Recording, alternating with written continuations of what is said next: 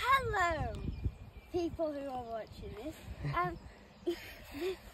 This is our rocket. So let me tell you the basic parts before we launch it. We have to be fast. So there's the servo which unwraps the elastic band. The elastic band swings around and pulls the cover off, and then the parachute deploys in. The parachute's in the cover at the moment. And it's remote control. Yeah. So I am the remote control guy. Yeah. And what are you? My job is to pull this.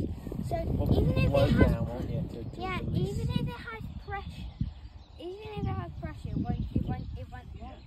Right, are we ready for launch? Yeah, so Daddy's going to Because it's locked. Oh, yeah. So Goes what up to means 80 to them pounds per square inch, aren't we? Go for it. we're aiming for that. Just make sure that you stood back, guys. Further back. Oh. Oh, I think that's fine. Don't pull. Do not pull it now, okay? I'm not.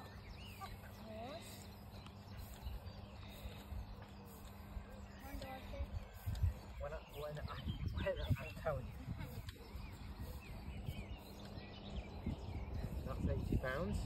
Yeah, 80 pounds is enough. Right.